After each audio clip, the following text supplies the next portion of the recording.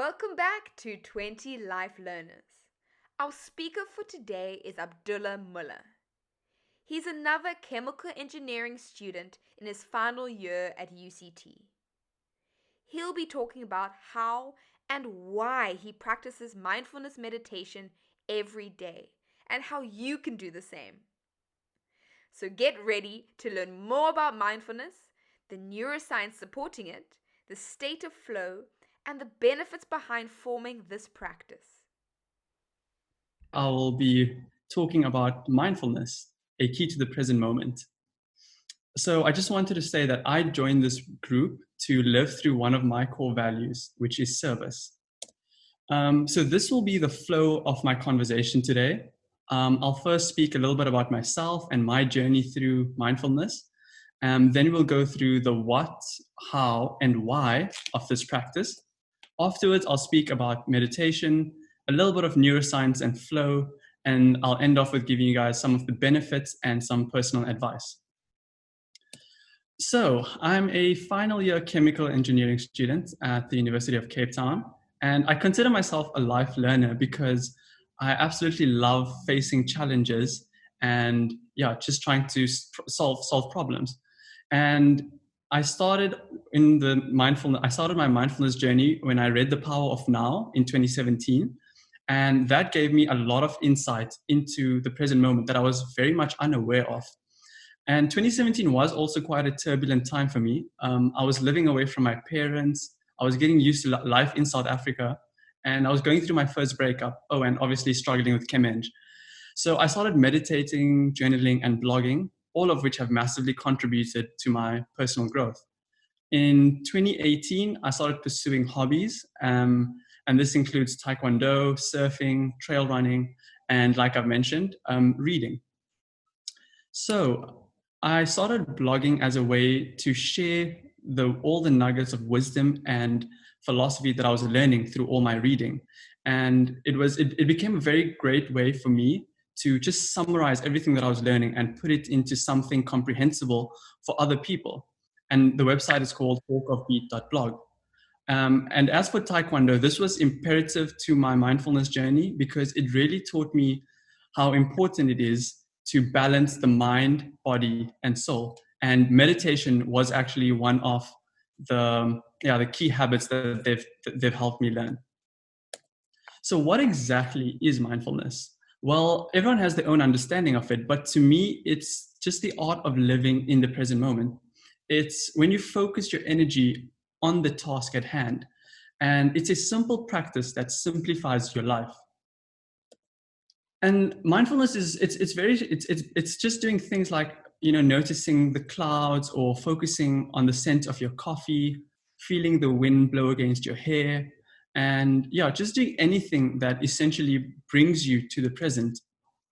So how can we implement mindfulness? I always say the easiest way is to focus on your breath. And this code actually really this code really like resonates with me. Breathing is the first act of life and the last. And if you think about it, that's so true. Like we actually don't focus enough, and we don't put enough conscious energy into our breathing, even though it plays such an important part of our life. Like you can only breathe in the present moment. You can't breathe later. You can't breathe tomorrow or yesterday. You can only breathe now. And so meditating daily, and this can incorporate focusing on your breath, because what you're doing is you're essentially training your mind to focus on one thing, and you're also learning to accept your thoughts and to be much more aware of them. And I think consistency is very important here. So you'd have to do it quite a bit to actually get used to it. And it will be a bit tough at first. And finally, there's this really cool de-stressor that worked well for me. It's called the 5-4-3-2-1 technique. And this is just noticing 5 things that you can see, 4 things that you can touch, 3 things that you can hear, 2 things that you can smell, and 1 thing that you can taste. And this just eases you into the present moment, especially when you find yourself like really busy and you're struggling in the middle of the day and you feel a bit overwhelmed. Just try this. It really works. Why mindfulness? Now, to me, starting with why it's a very important question because intentions are the driving force behind behaviors. And I think if you start to think about why, not just for this practice, but for anything in your life, you'd be able to live with a lot more sort of commitment, and you'd really be able to try your best. And yeah, for me, it became a form of self-love because it required discipline.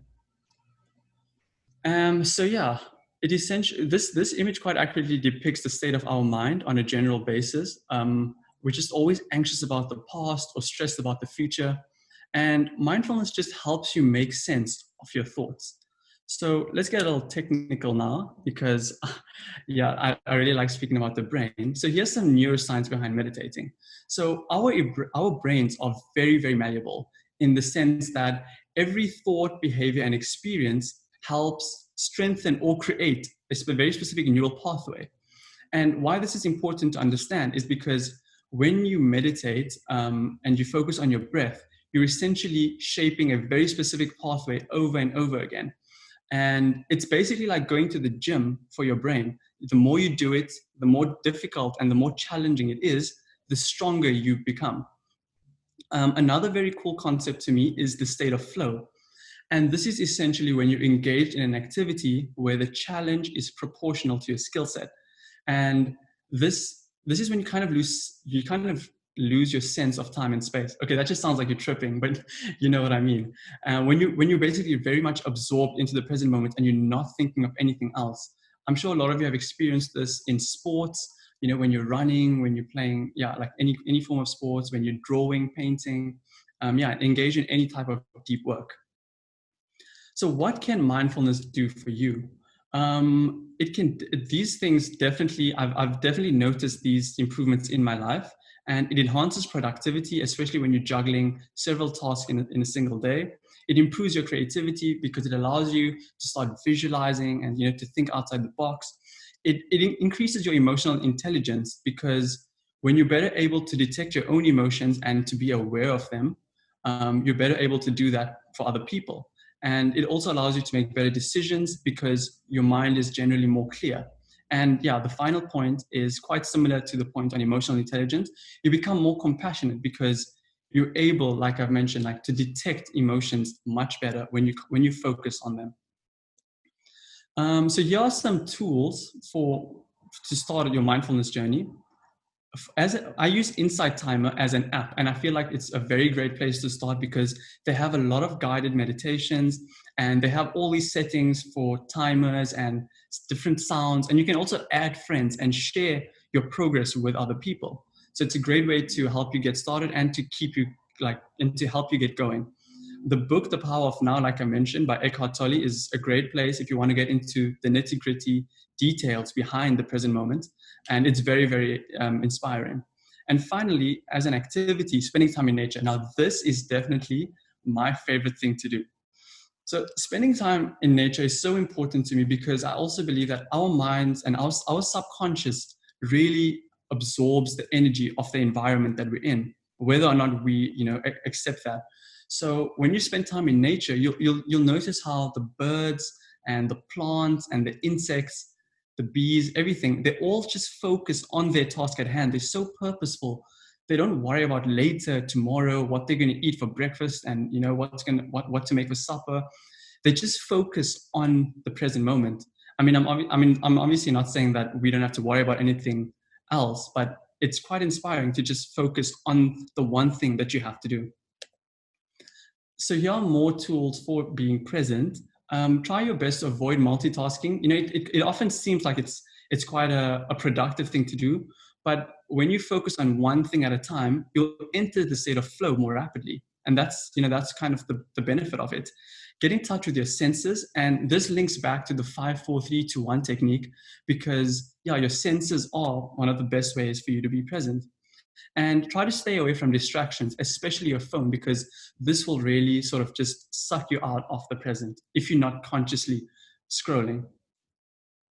Here are just more effects of mindfulness. And it has also helped me improve my mental health because it has allowed me to, by focusing on my breath and by learning to accept my thoughts, like I've already mentioned, my stress and anxiety decreased quite a lot.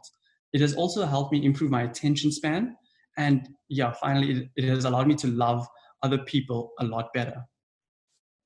So spreading mindfulness is also quite important because the teacher learns the most.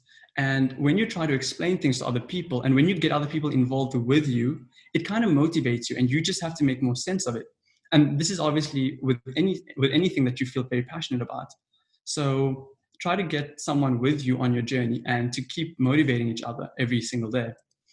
Here are some handy tips to help you move forward with the journey. Incorporate gratitude. Now, this will 100% improve the quality of your life, or well, it has for me at least. By focusing on your blessings every single morning, you really become more resilient and just much more adaptable to the changes in the world. And especially in meditation, when you're just reflecting and contemplating, when you focus on what you have, it really brings a lot of peace to your day. Start journaling. Okay, yeah, this is also one of my favorite activities. It's a great way to increase your self-awareness, to keep track of your moods and your thoughts. And it also serves as a place to just dump all unnecessary thoughts, whether you're stressed about something, whether you're anxious. Yeah, journaling really helps you just make sense of your thoughts. And finally, set a daily intention. And this also links back to the point that I mentioned about being consistent, because you'll only notice and see results if you're able to be consistent. And I'd recommend doing this in the morning because your mind and your subconscious are most susceptible just after you wake up. So to summarize everything that I spoke about today, just remember to focus on your breath, and you can incorporate that into your meditation. Start with why, and always keep your purpose at the forefront of your mind. Remember all the benefits, and these range from increased productivity, enhances creativity, decreases stress and anxiety, and it helps you become more compassionate. Remember how the state of flow helps you deal with challenges much better, and the neuroscience behind meditating. And stay consistent and always be grateful. I'll leave you with this very, very profound quote by Eckhart Tolle. When you go deeply into the present, gratitude arises spontaneously, even if it's just gratitude for breathing, gratitude for the aliveness that you feel in your body.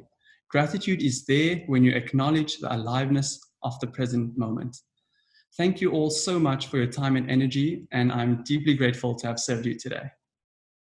Thank you to this week's Life Learner. Please stay tuned for our next video.